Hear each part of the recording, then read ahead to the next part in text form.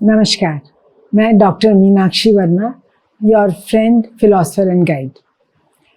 आज मैं इस बारे में बात करूंगी कि मिसकैरेज के बाद कितने दिनों के बाद कंसीव करना सेफ है। बहुत सी महिलाओं को जिनको मिसकैरेज हो जाता है वो मानसिक रूप से बहुत ज़्यादा डिप्रेस हो जाती हैं और उन्हें ऐसा लगता है कि पता नहीं दोबारा कंसीव हो पाएगा कि नहीं, होगा भी तो वो बढ़ेगा कि नहीं, जैसे इस बार हो गया दोबारा तो वैसा नहीं हो पाएगा।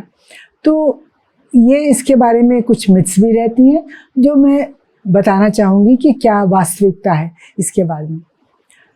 ये इस पर डिपेंड करता है काफ़ी कुछ कि मिसकैरेज कितने हफ्ते में हुआ है।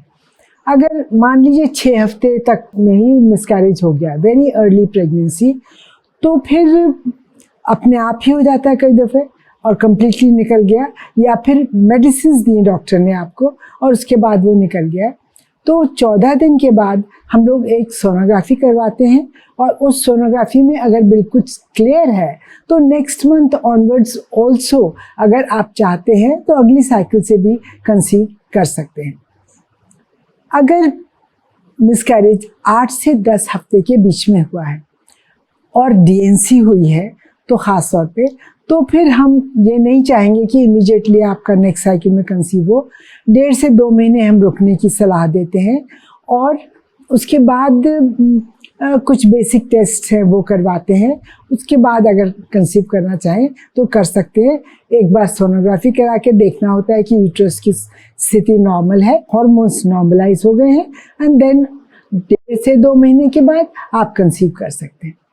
अगर एबॉर्शन या मिसकैरेज 12 हफ्ते के बाद हुआ है, फिर कम से कम 3 महीने आपको रुकना चाहिए, क्योंकि बच्चेदानी को अपनी ओरिजिनल स्थिति में पहुंचने में कुछ समय लगता है, हार्मोन्स को भी नॉर्मलाइज होने में समय लगता है।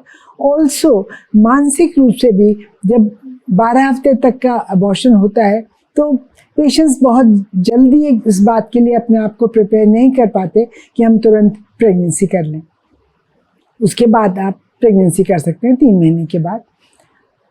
अगर एक ही बार एबॉर्शन हुआ है तो बेसिक इन्वेस्टिगेशंस जैसे हीमोग्लोबिन है, शुगर का टेस्ट है, थायराइड का टेस्ट है, VDRL है, और जो ये सोनोग्राफी है पेल्विक USG, बस ये बेसिक इन्वेस्टिगेशंस करवाने चाहिए। अगर वो ठीक है तो कोई बात नहीं।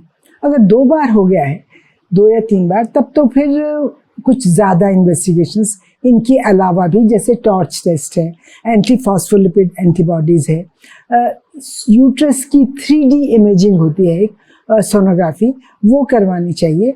और हस्बैंड का जो सीमेन एग्जामिनेशन है वो डिटेल्ड सीमेन एग्जामिनेशन होता है, जो कि ये बताता है कई दफ़ा कि जिसकी वजह से बार बार एबॉर्शंस हो सकते हैं। अगर 3 बार या उससे ज़्यादा एबॉर्शन हो गया है तो फिर एक जेनेटिक स्टडी होनी चाहिए दोनों पार्टनर्स की, और उनकी जेनेटिक काउंसलिंग होनी चाहिए जेनेटिक स्टडी देखने के बाद कि उनको आगे आने वाली प्रेगनेंसीज में एबॉर्शन का, मिसकैरेज का चांस है या नहीं है, और है तो कितना चांस है, ये पता लग जाता है उससे। अगर बार बार एबॉर्शंस नहीं हो रहे हैं, एक आध एबॉर्शन हुआ है, तो फिर उसमें वेट करने की कोई बात नहीं है। महिलाएं सोचती हैं कि हम 1 साल वेट कर लेंगे तो हमें अगली बार फिर एबॉर्शन नहीं होगा, ऐसा नहीं है।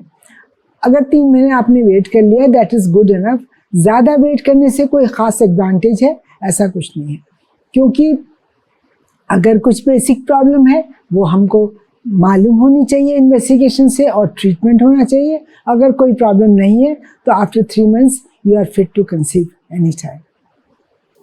मुझे उम्मीद है आपको ये इन्फॉर्मेशन पसंद आई होगी। अगली बार एक नए टॉपिक के साथ मिलेंगे, तब तक के लिए नमस्कार।